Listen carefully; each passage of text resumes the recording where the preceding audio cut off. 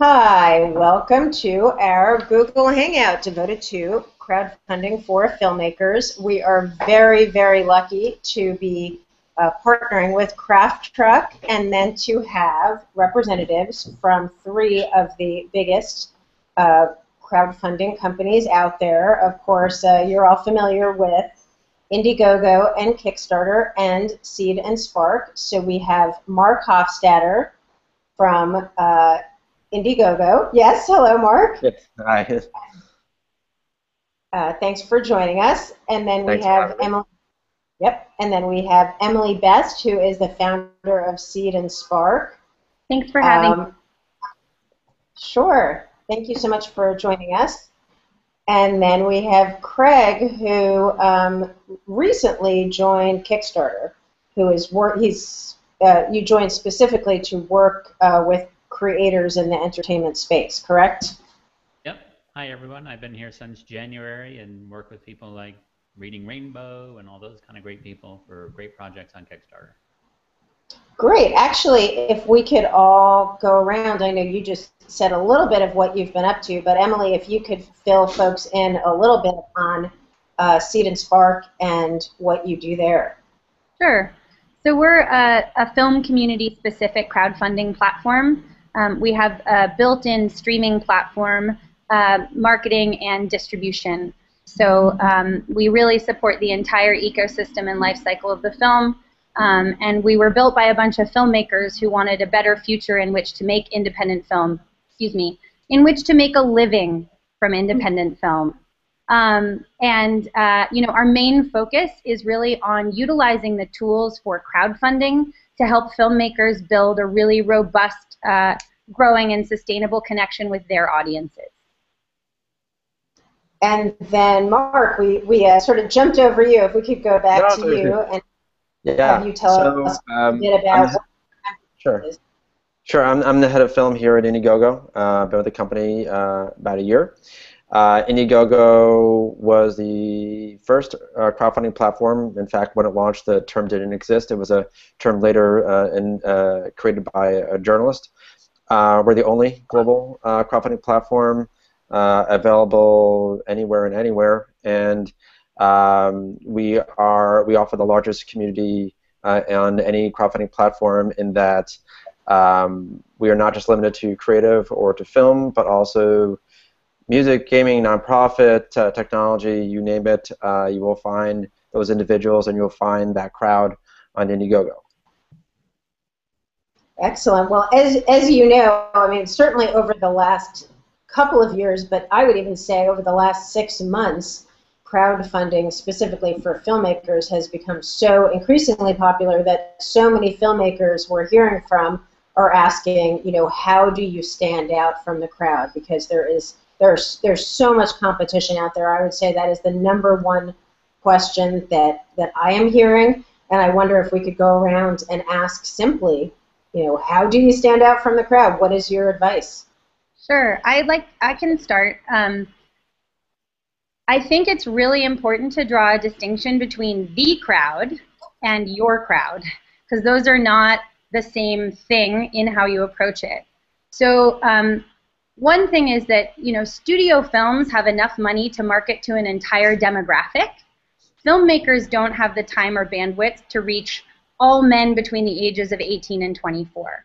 So it really becomes about getting very specific about who your audience is, where they hang out, and how you get their email addresses.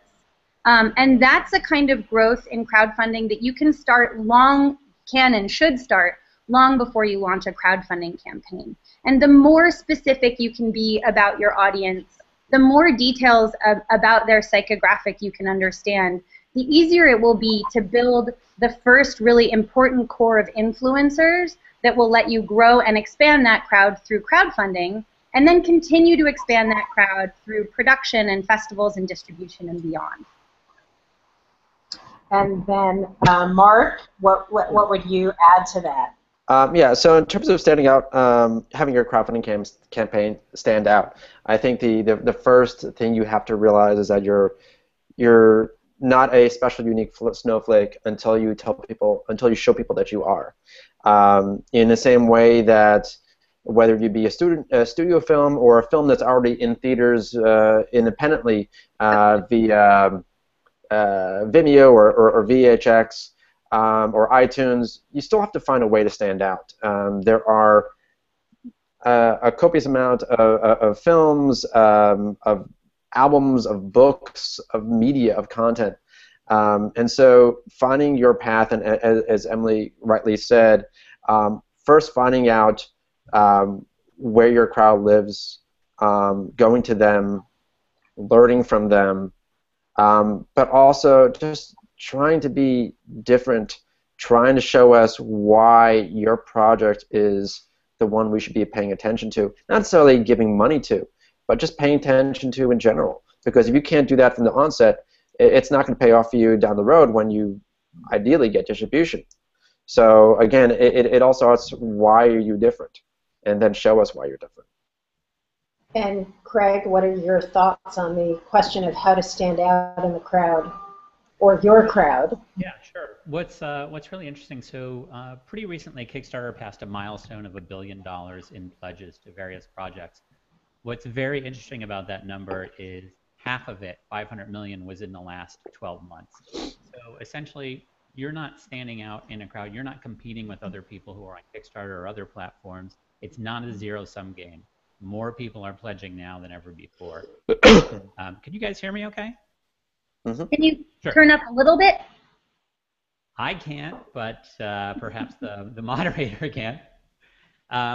So the one thing I would say is, you're not in competition with every other filmmaker in Kickstarter. In fact, quite the opposite. Kickstarter is kind of the deal where a rising tide lifts all boats. So when a Veronica Mars comes in, we see not only Veronica Mars getting a lot of money, but we see a lot more filmmakers around the platform get more money.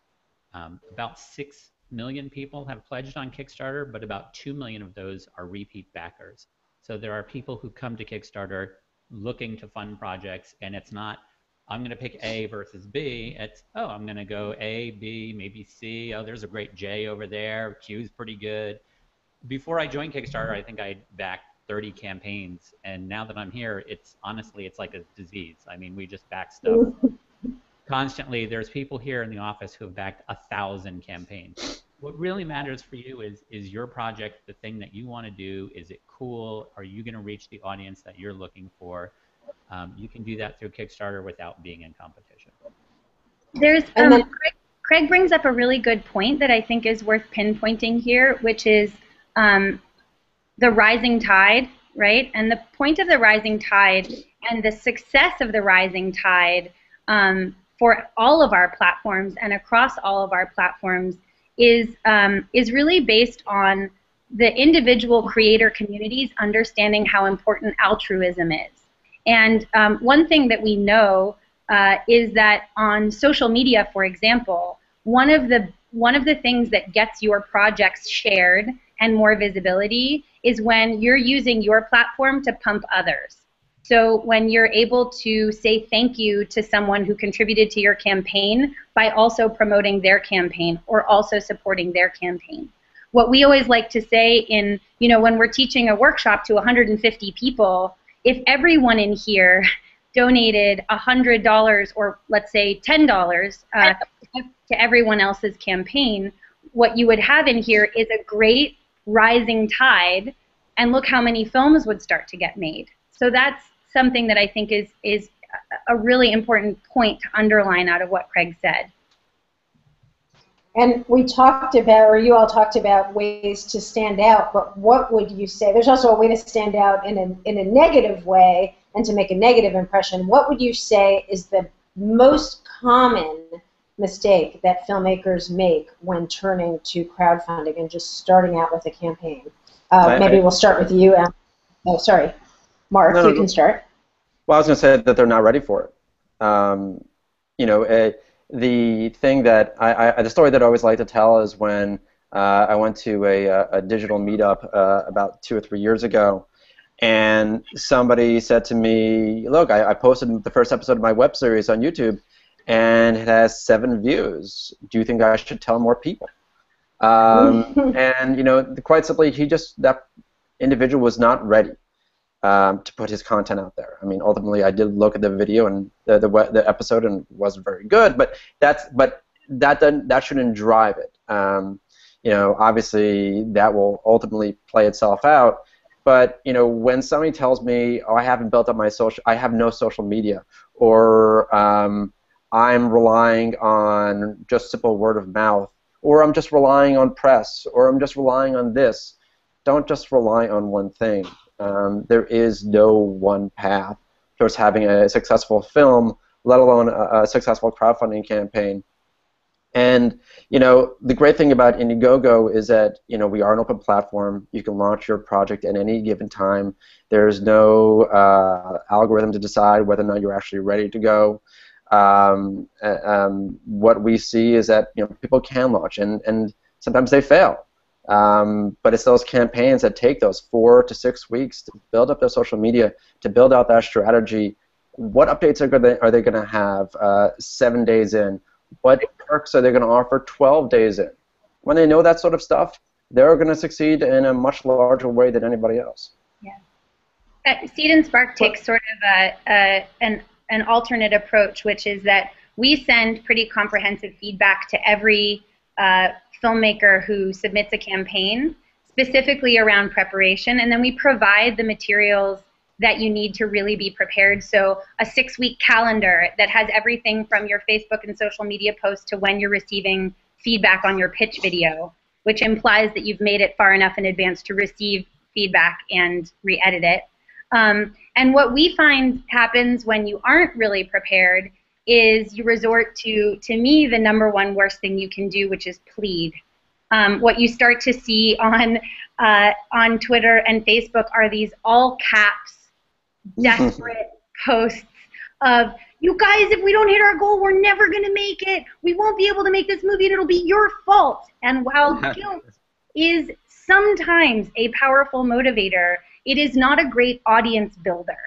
So I think it comes back to, if you know exactly who your audience is, you've done a lot of research to figure that out, you can prepare very meticulously in advance for reaching them and growing their evangelism.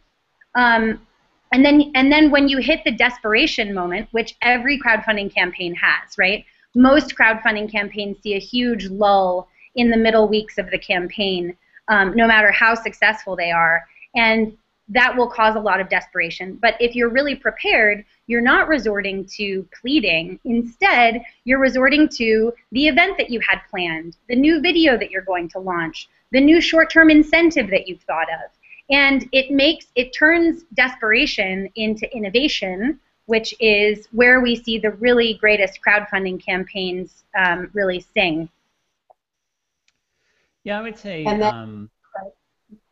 less and less often do we see people who aren't really prepared to launch a Kickstarter campaign. Kickstarter has been out there, especially in the film community, for a very long time. I think the institutional knowledge that people have built up over the years, you can go out there and get great feedback from people who've done it before.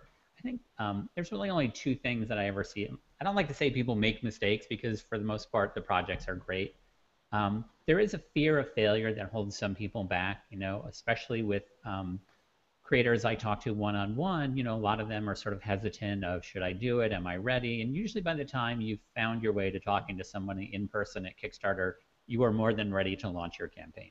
So, don't let fear hold you back, I think is a big one. And also, at Kickstarter, there are actually 21 people here on staff who do nothing but talk to creators, look over their campaigns, and give them advice. We'll give you feedback on your video. We'll talk to you about rewards. We'll talk to you about best practices. We'll talk to you about, as was mentioned, the first and last week of the campaign are often the most important. You're going to see a lull in the middle, typically speaking. There's also things we can kind of guide you through.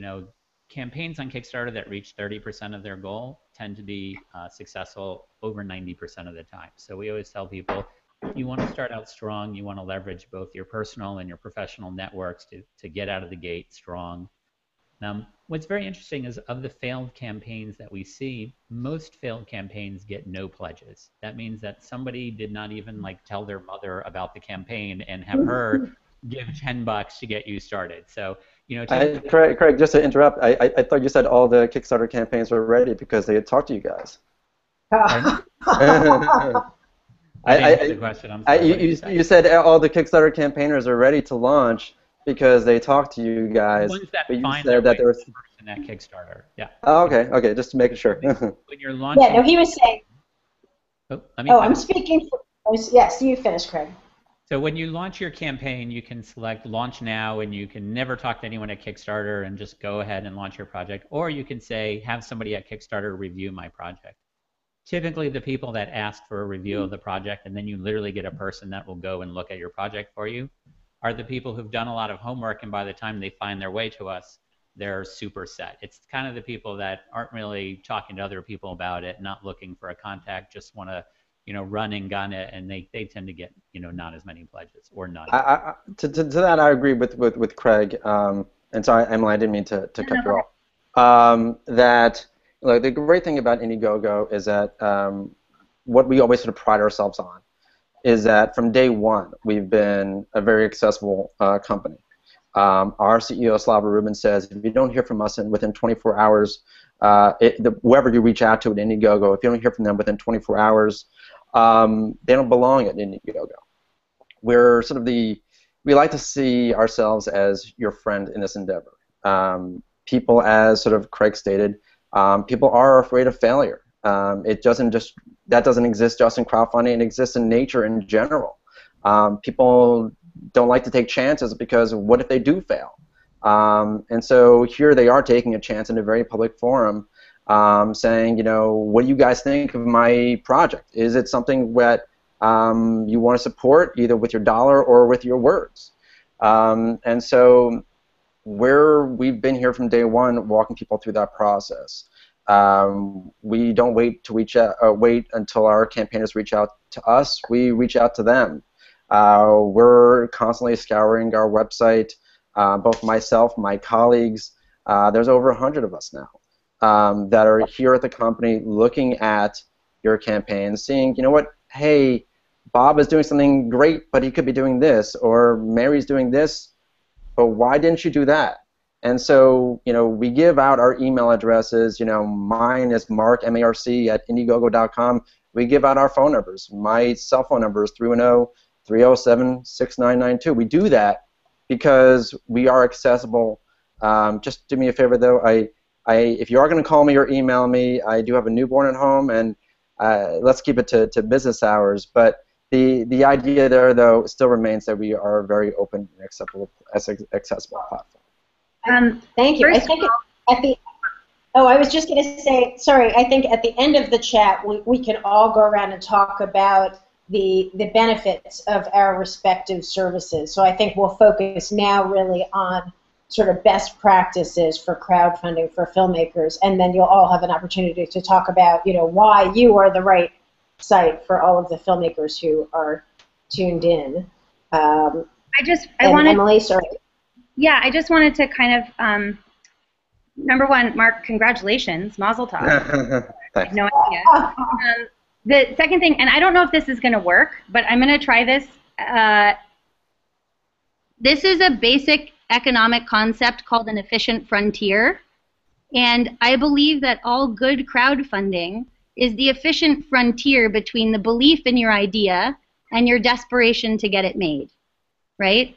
And what's really important about that is that if you have the opportunity to get feedback on your project, for God's sakes, take it. That is a best practice, and that is why all of us, either at Seed and Spark, we don't give you another option because we believe in it so deeply. But Kickstarter and Indiegogo, they set the bar for this, having launched years ago, which is that getting feedback from experts is a best practice. And we will all offer it for all eternity, even if there's a million projects a day. We would have to figure out how to offer it, because no matter how prepared people think they are when they show up, there's always something that an expert's eyes will catch. And there's always an opportunity that an expert's eyes might find for you. And, for us, because we're a niche community, the whole team is very focused on film, and so we'll kick it around, right? I think it's important to figure out who in your community is best to give you feedback on the pitch video, and who in your community will tell you those incentives stink, or yeah, those are great, and have you thought about this? It doesn't have to also just be, you don't have to rely on us. You may have people in the community, in your own community, whose opinions you really trust, and definitely go to them even before you submit your project. It'll just save you so much sort of time and heartache. And certainly, you know, get feedback on your pitch video from script stage. And that means you should have a script for your video. Yeah. Actually, True. Can we talk about pitch videos? Actually, on to the next area. That's obviously incredibly important. Emily, you started us with some good advice for pitch videos, which are namely have a script and get advice and get feedback on your video. Craig, do you have any other? Sorry, what was the third one? The third thing, which is that you have 15 seconds before the people are going to decide whether or not to stop watching. And at film specific, that 15 seconds should be reaching your audience, not your mom or your friends. So we see a huge propensity of people who sit down and say, "Hi, my name is John. I am making a thriller." And already the audience for thriller is gone. I was just actually tweeted an Indiegogo project of these guys who are making a sort of thriller-based series called The Roommates. And I watched their pitch video, and the first 15 seconds of it are shot like a thriller. And I tweeted back at them, "Good job, guys. That's way to go." So your first 15 seconds should match the tone of your film. That makes sense. Craig, do you have other suggestions or thoughts about videos, the pitch video?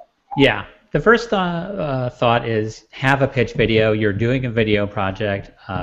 You know, campaigns with videos succeed far more often than campaigns that don't. So the first piece of advice is have a video. The second piece of advice is have fun with your video. You know, the people who do great videos are going to do great projects. If you look at Reading Rainbow, you know, LeVar Burton has fun with the Reading Rainbow, you know, video. Everybody has fun. There's a great project on Kickstarter called Night of the Living Dead, and essentially they shot the video like they were in the movie, which was fantastic. We recommend you keep the video to around 2 minutes. You know, yes, the first 15 seconds is important, but you know, you want to be able to have time to talk about your project.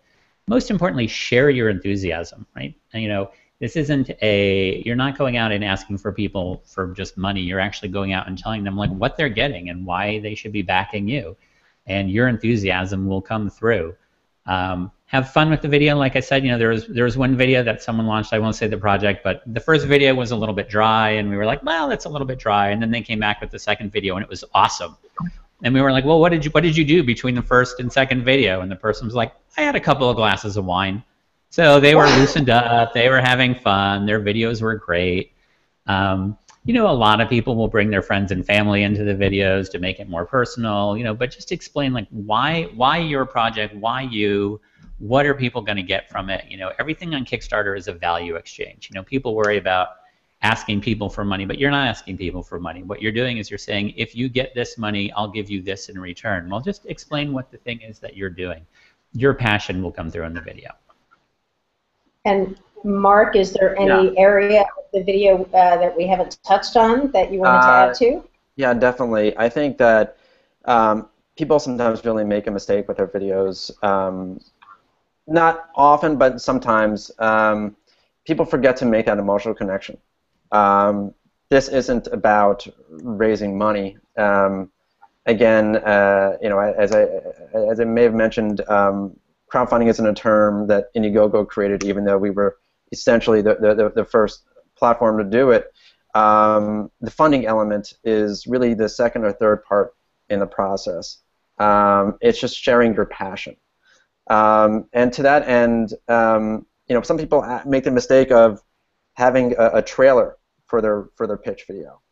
A trailer doesn't evoke an emotional response. It doesn't ask you to do anything. It says, here's this cool thing.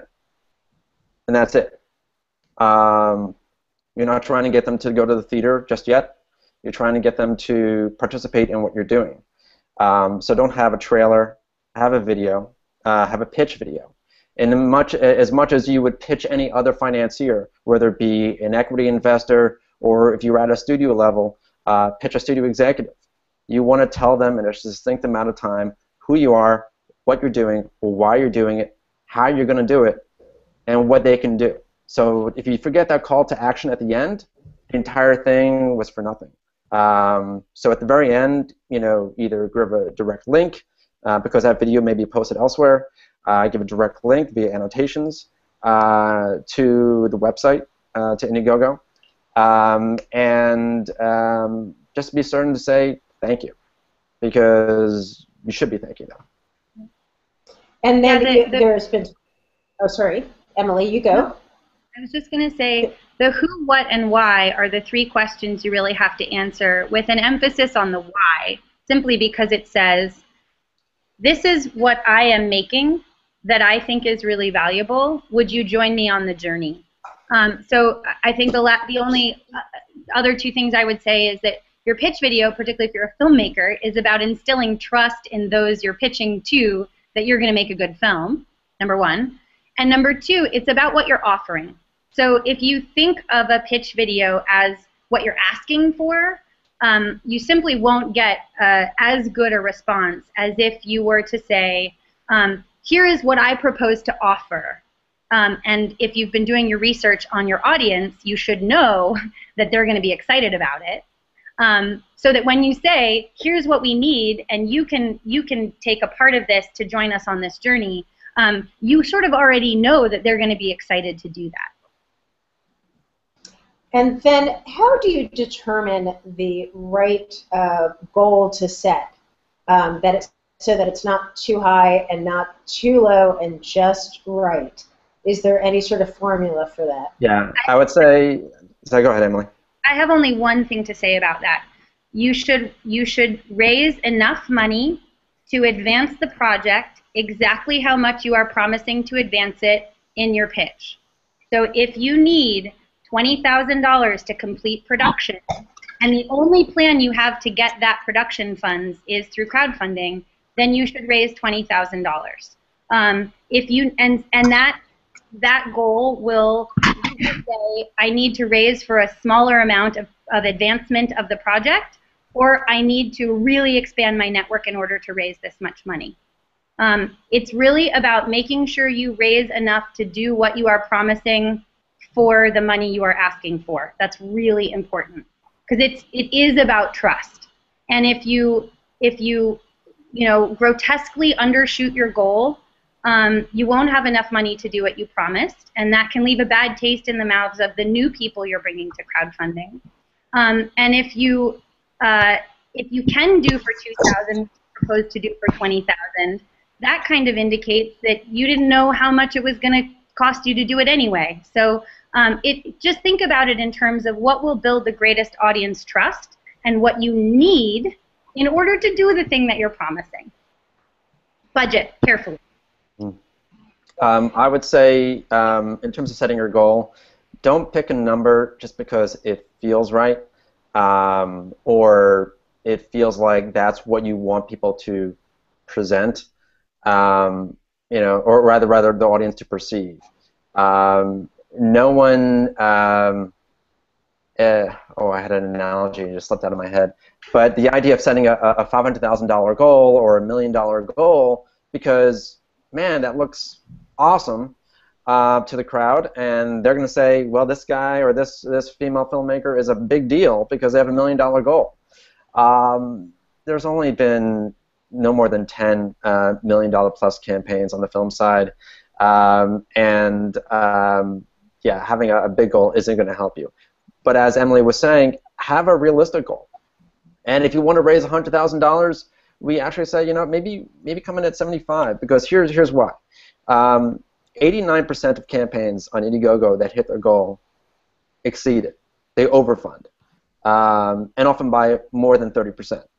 And the reason that is because people, when they see that a goal has been achieved, they want to. It's like Americans with soccer right now. They want to jump on the bandwagon because it's and I say that as a fan, but people want to be part of something that's real and that's happening.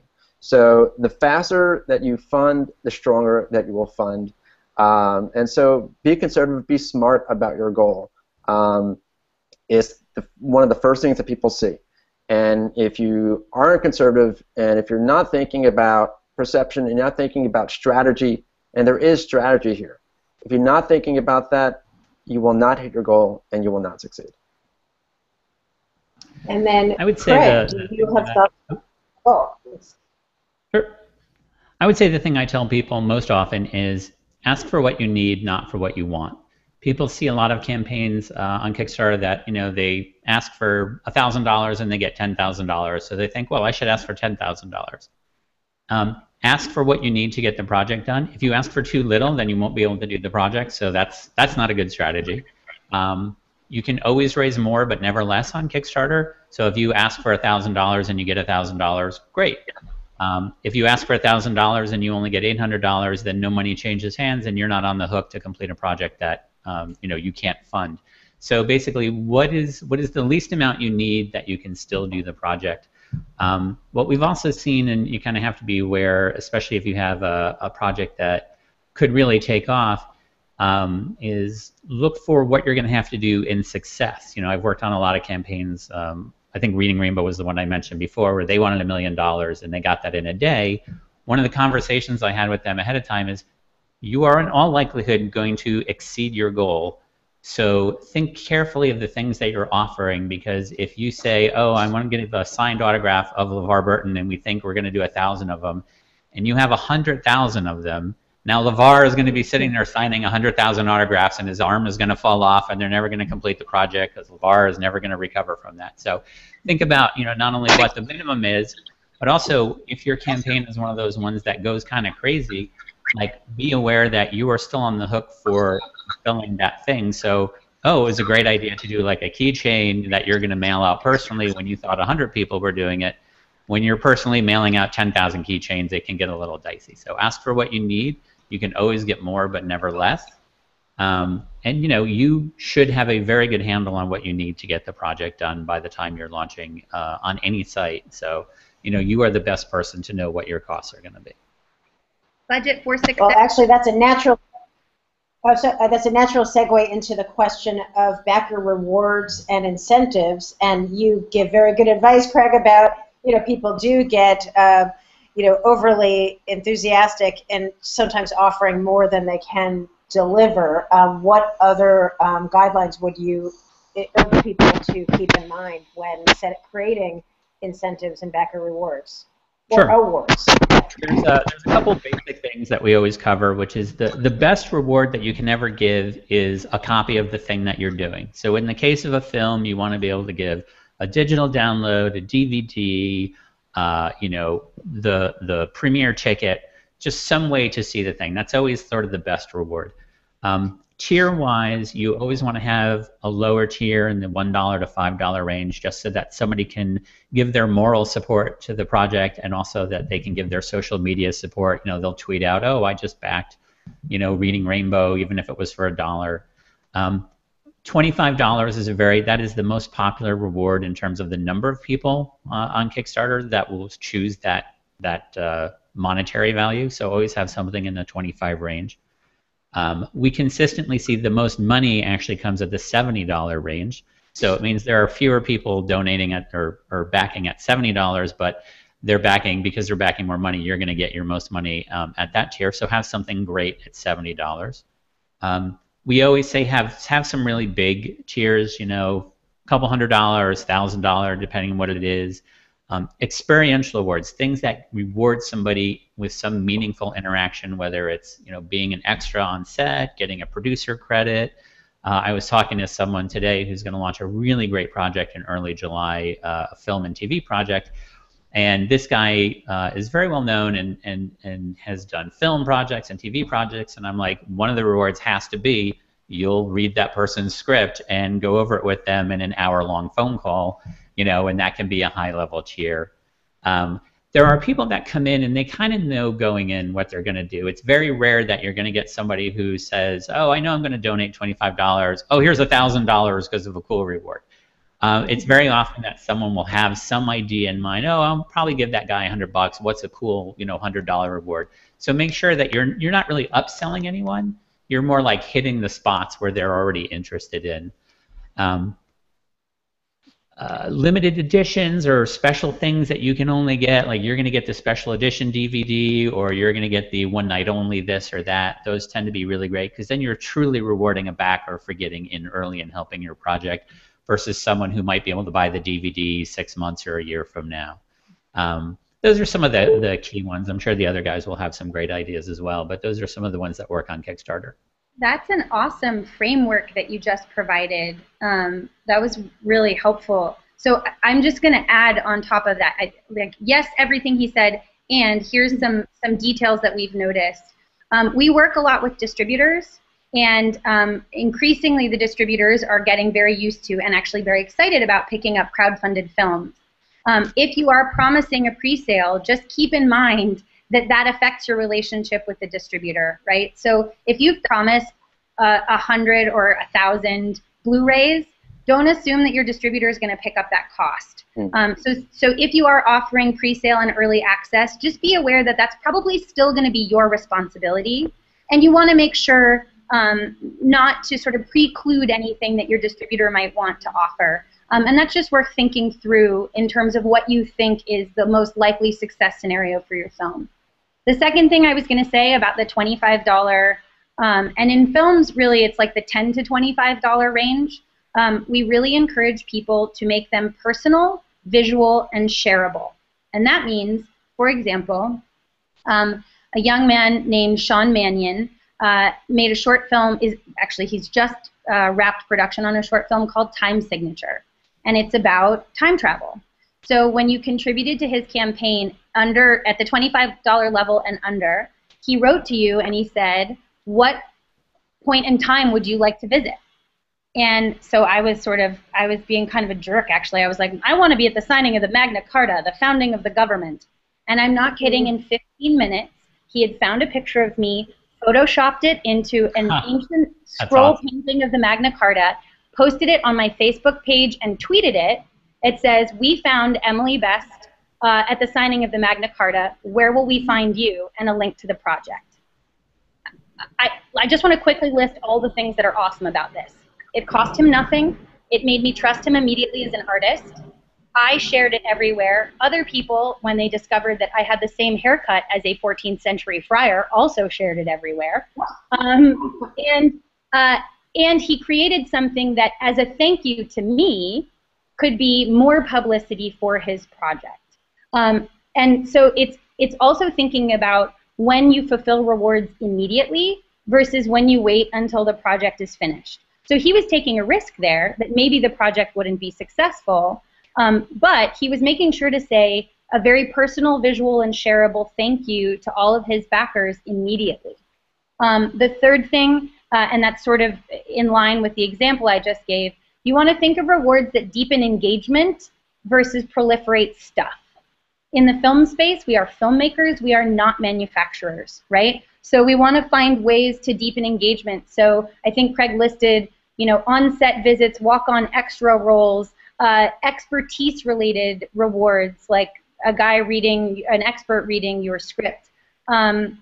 These are the sorts of things, experiential rewards, that actually then generate more social media fodder for growing the audience. So you take a lot of pictures and video of someone's on-set visit, and then you promote that, and that can grow your audience as well. And then finally, something we've seen that works very well is access to higher rewards. So there was a project called I Am Talent about a homeless skateboarder from South Africa now trying to make his way and sort of become a man and a professional skateboarder in Los Angeles.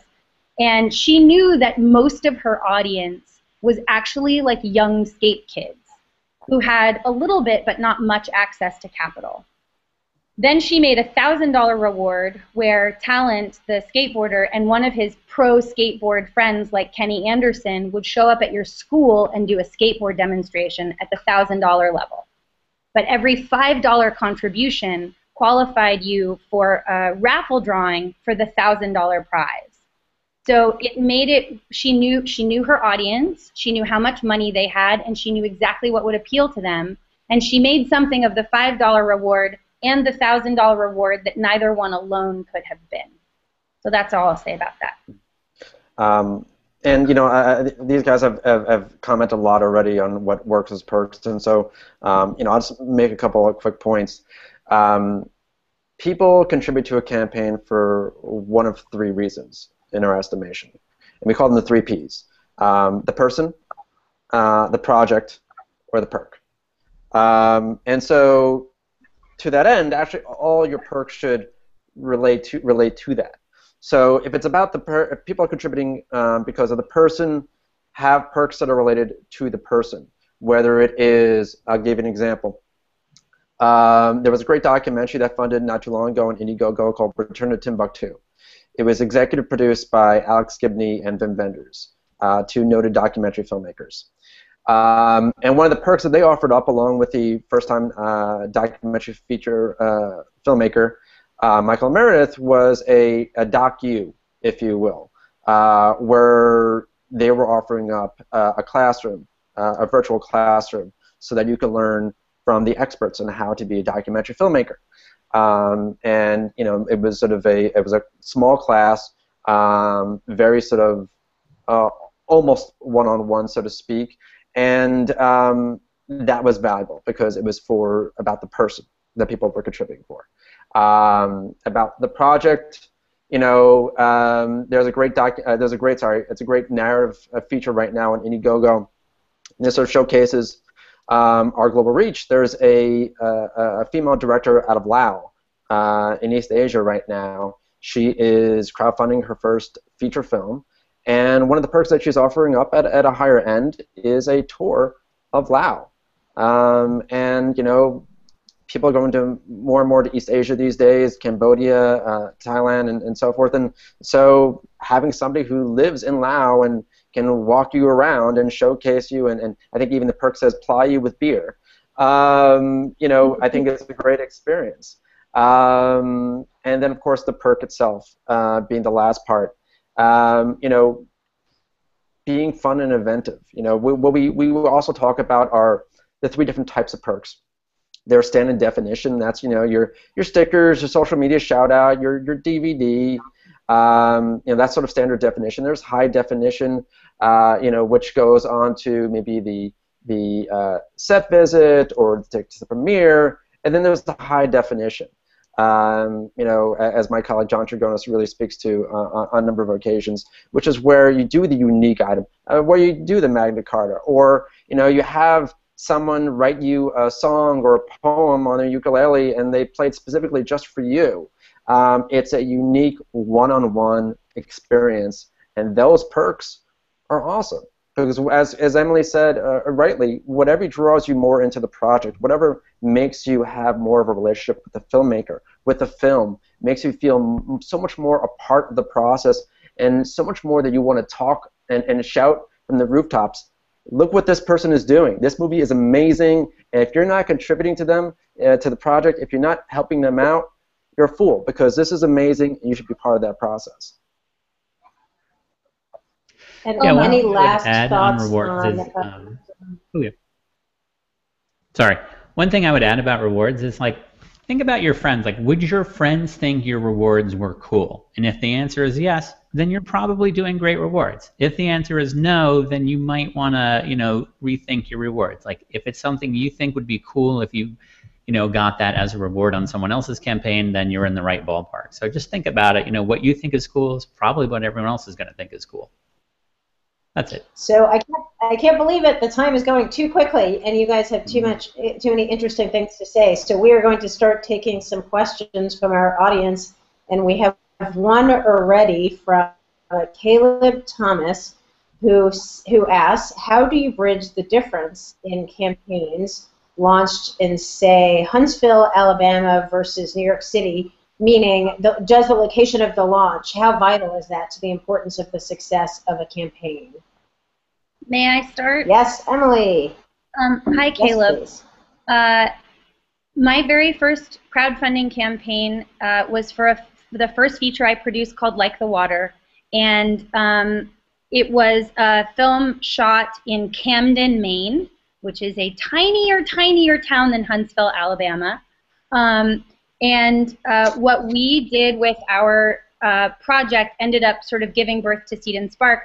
We made what we called a wish list that worked like a wedding registry, and we listed all of the individual items we needed, you know, from locations and car rentals, bug spray, sunscreen, camera rentals, props, and booze, and all of those things. And because we were making the film in Camden, Maine, it changed the way that we did our outreach, so that we went, you know, far and wide with the ask for contributions of cash, but we went directly into the community for in-kind contributions. And what happened was we raised $23,000 in cash when we only needed 20. This was in our own website at the time. We raised hundreds of thousands of dollars in in-kind donations from the local community. And as a result, every time we've shown the film up there, there's been a line down the block and around the corner of incredibly invested community folks. So I think it's really important to remember how valuable your physical community is, and not focus solely on the virtual community. Okay, and I think we'll take turns answering questions so we can get more questions in. So the next question is from Vaughn Gray, who asks, do you recommend launching a campaign on multiple sites at the same time?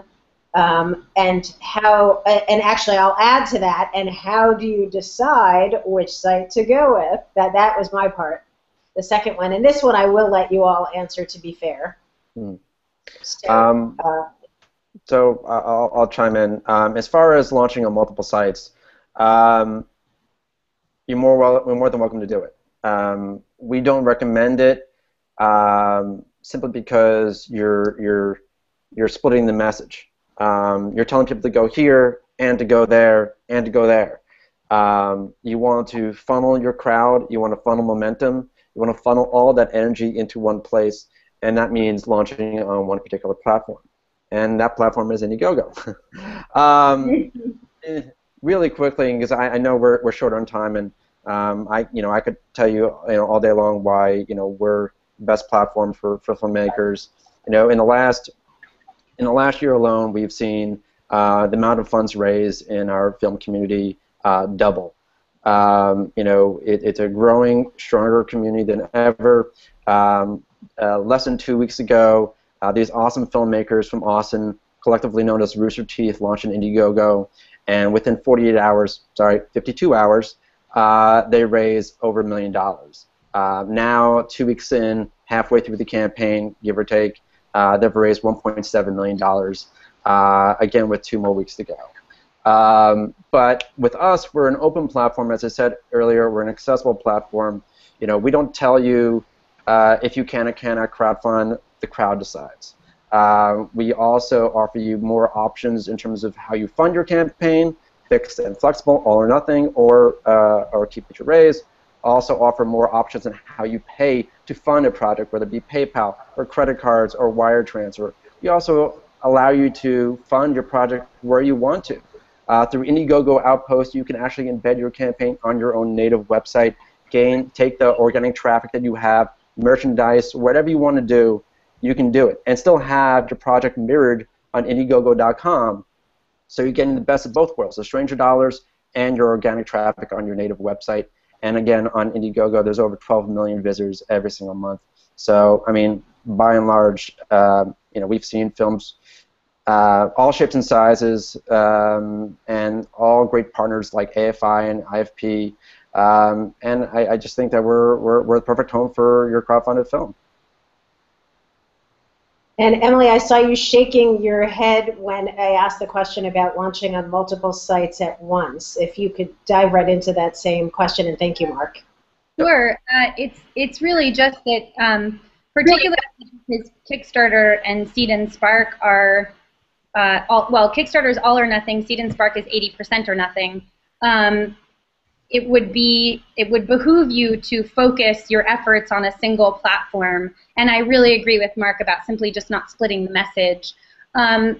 Just quick details about Seed and Spark, because we're the new guy in town, which is sort of funny to say 18 months in, because it's kind of surprising there aren't more entries into this space in the film space. But our crowdfunding platform works a little differently. So it's built like a wedding registry. We call it the wish list. You can list the individual items you need to make your film, and your supporters can contribute money towards the items, or they can loan them to you directly. So we're the only platform for crowdfunding and crowdsourcing.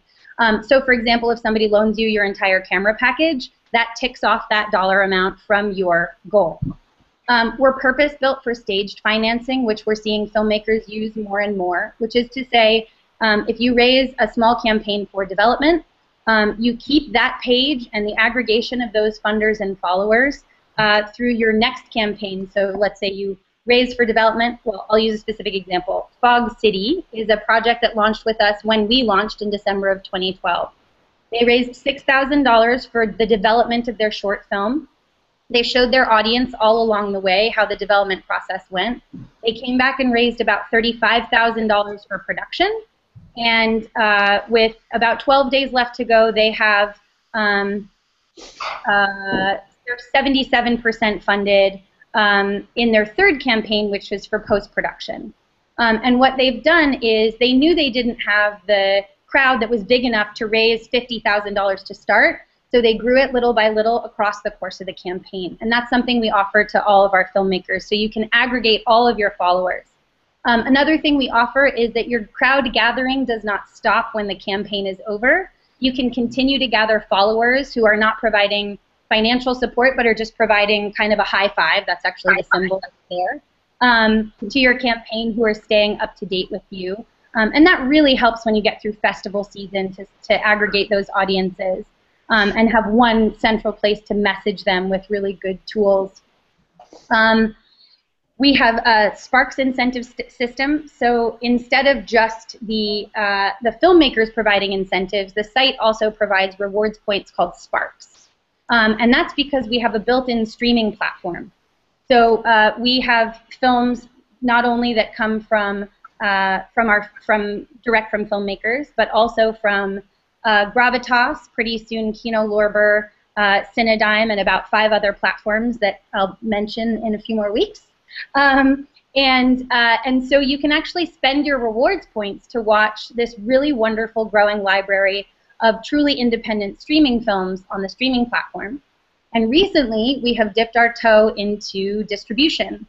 So through a partnership with Amex, we have piloted a program we're calling the in-home theatrical release, where 5 Seed and Spark distributed films per month get into 67 million US homes, and the filmmakers, of course, are paid for it. And we're now doing deals with several output companies to provide guaranteed distribution for films that successfully crowdfund with us. We do have a slightly higher barrier of entry than our counterparts, but we never say no. We simply just provide feedback on the campaign, and generally it becomes a self-selecting process. So somebody will submit their project, we'll provide all of our best practices feedback, and either they take it and then cut off there. I think I got most of what you said, and we are almost wrapping up, but obviously we don't want to forget you, Craig. So if you could chime in and tell us, why, why first off people should or should not go with all 3 platforms, and then why it would be wise to go with Kickstarter. Sure. I mean, like everybody else, I would say it's probably not worth anyone's time launching on multiple platforms, because you're going to be driving people to different places to do sometimes different things, and you're really better off, driving people to, one location. I think this isn't a bake-off. Like, we're not in competition with anyone else. Kickstarter is a platform unto itself. The great thing about Kickstarter is it works. We've had over $1 billion in pledges. film is one of our biggest categories, both in terms of number of projects, number of successful projects, and amount of money raised. You know, something like 12% of films at Sundance last year were from Kickstarter. You know, they've been nominated for Oscars, blah, blah, blah. I think the thing to talk about with Kickstarter is we're here to help you get your project done. Nobody at Kickstarter, if you come to 58 Kent in Greenpoint, Brooklyn, which is where our headquarters are, and anybody is welcome to come, and I just gave a tour this morning to a filmmaker who's going to be using us. You will never hear anyone here talk about money. We will always talk about projects. We're here to help you get your project done. Kickstarter was founded by a guy who was a waiter and a guy who was a music journalist who thought it'd be great to help people get creative projects done. That's what we're here for. When you use Kickstarter, you become part of a great community, both online, where we have the largest community of backers and the largest community of repeat backers. But also, we work with you afterwards. We have a theater here in Greenpoint, Brooklyn, that filmmakers are welcome to use for free to host their screenings. We do panels all over the world, and what we do is we bring the people who have Kickstarter projects onto those panels to talk about their experiences. We try to step back and put our creators in the forefront. We'll put you together with a worldwide community of people who work on film. They're people just, you know, like they share your passions, they share our passions. You know, Liz Holm, who used to be the film specialist at Kickstarter and who recently left, she worked on a film called Obvious Child, which went to Sundance, has gotten distribution. She left Kickstarter to go become a film producer, and she still comes in the office, and you know, she will talk to anyone. You are here with a like-minded community of filmmakers who really just want to help you do your project, help you celebrate it, and help you get on to your next thing. Obvious Child is a wonderful film, and everybody who's watching owes it to the independent film community to go see it. Let me just say that. Liz appreciates your support.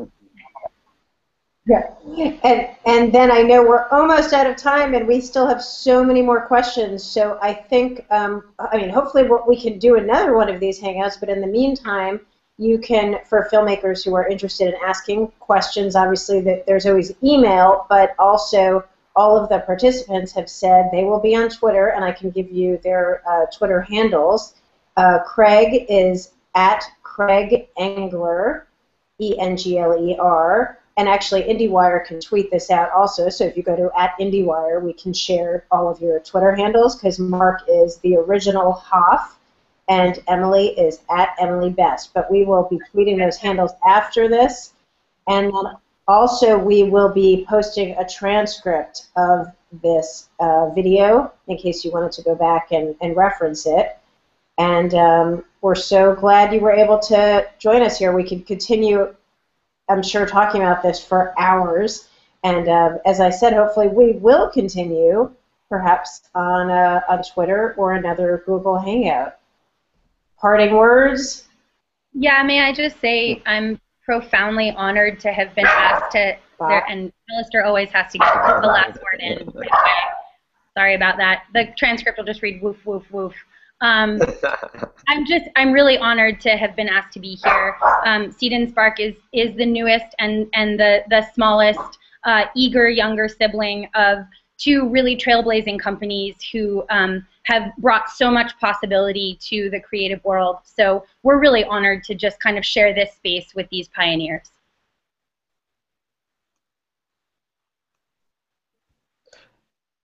Craig? No, go ahead. Okay, cool. No, so to echo Emily, I appreciate everyone taking the time. Paula, thank you for taking the time. Emily, Craig. I think, as Emily said it best, no pun intended, that we're doing something special here. Whether you're going to campaign on Indiegogo, Kickstarter, or Seed and Spark, we're all aiming for the same thing, which is to promote filmmakers, get films get made, and then have them seen. If we were doing anything else, we wouldn't be doing our job. So, that's my parting comments. Yeah, I just want to say thank you all for having us. It's been great. Thanks to my counterparts over at the other sites. And really, like, the message to filmmakers out there is you can make a film. You can use any of these sites to do it. You don't have to use any of our sites to do it. Yep. make your film, get it out there. That's the most important thing. If you want us to help, we're here to help. If you want them to help, they're here to help. But the biggest thing is go out there and make a great film, and then make another one after that. Thank you, crafttruck and Indiewire. Thanks, Paula. Thank you. Paula, leave? I think Paula is gone. Okay. All right, Bye, guys. so long, everyone. It was great Okay. chatting. Bye.